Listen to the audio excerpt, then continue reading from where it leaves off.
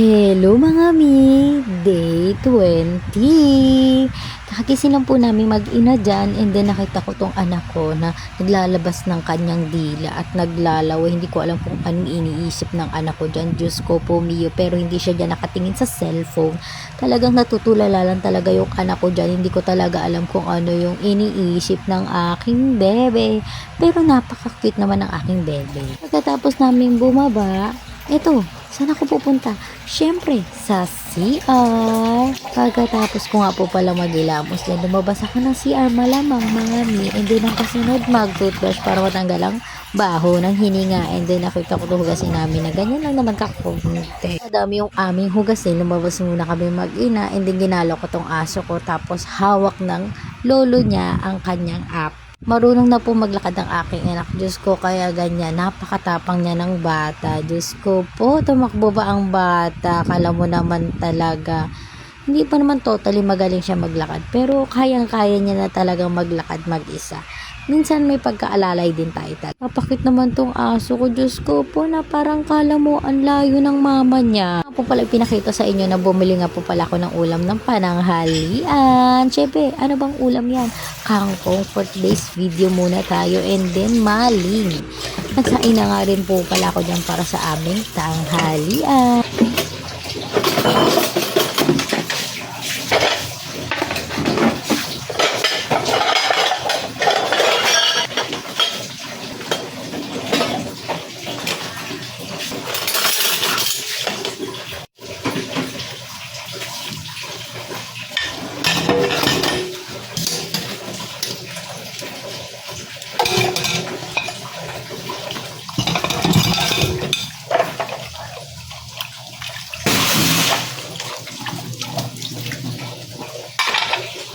Kung maghugas, ito naman ang ganap sa aking niluluto. Luto na siya. And then magwalis muna ako. Pakinggan nyo na lang ng sound.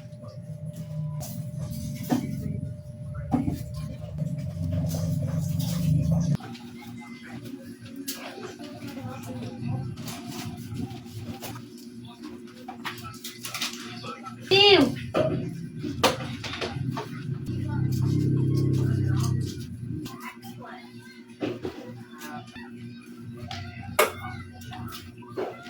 Tapos kung magwalis, nagmap naman po ko. At ang ginagamit ko nga po pala, ang floor cleaner.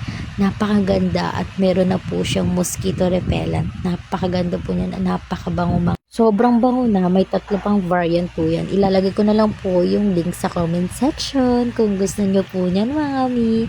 Kayo sa ibang part talaga na wala talagang ilaw. Kasi mga mi, alam niyo naman po, dito po talaga sa sala natutulog yung aking anak. Kaya po talaga may part po talaga na madilim yung aking video. Dito po kasi sa part na to, nakikita niyo naman po, gising pa po yung aking anak. Pero mga ilang oras lang po kasi tulog na po yan. Kaya talagang hindi na po namin binubuksan yung ilaw sa sala. And then, pagkatapos ng po mag-mop, pinapakflex ko lang po yung ginagamit ko. Kung magugustuhan po ninyo. Tapos nandito po kaming 3 ng kapatid ko, papa ko, and ako. Yung tatay ko po dyan ginagawa niya po, inaayos na po yung electric pan kasi po nasira. And then yung kapatid ko, siya naman po yung nagbabantay dun sa tindahan.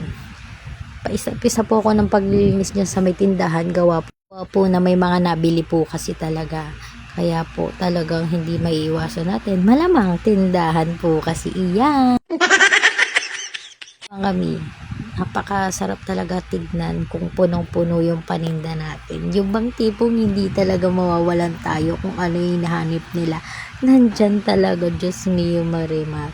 Napakaaliwalas din kung malinis din yung tindahan mo. Sa part na to, kaya medyo siya madilim kasi gawa nga po na yung lightning po ng araw talaga tumatama dun sa cellphone. Kaya sobrang may part talaga na pagkaliwanag po talaga siya. And then binilisan ko na lang din po yung video kasi sobrang haba po talaga nung video ko na yan na habang naglilinis ako. Maglinis, ano kasunod? Kumain at manood ng Netflix. Tapos ko nga lang po pala dyan kumain mga mi. Naligo na rin po ako kaagad. Syempre mga mi, Kailangan natin maligo kasi ang asim na natin dyan. Diyos mio, Marimar. Lang napansin ko tong anak ko. Akala ko naman tulog na. Diyos ko po, nagsiselfon Hoy! ba pala ang bata? Pinapatulog Pero kita. kung kayo dyan, mami, yung Kaya kita pinasamahan sa tita mo. Ang tita mo natulog, ikaw nag-cellphone. kontrolado. May time po talaga na manunood lang siya, may time na hindi. And then, naglo-lotion lang ako dyan. Kung gusto niya naman po ng mga ginagamit ko dyan, lalo na po yung sunscreen, hindi ko na po kasi naipakita. Ilalagay ko na lang po yung link kung gusto niyo po ng sunscreen na ginagamit ko dyan. Paganda-ganda lang po, kala mo naman maganda ang ating mo. Mamadali na rin po ako dyan kasi alam nyo naman po, mainit. Tapos, Diyos ko po, para kang iniihaw. Hindi ko na po pinakita sa inyo kung ano po yung mga pinagbibili namin. Basta naglilista na lang po ko dyan kung magkano po yung presyo ng mga paninda ko. And then, maya-maya lang po kasi nalobat yung cellphone ko. Kaya hindi ko na po na-videohan na. Yun lamang po, maraming salamat.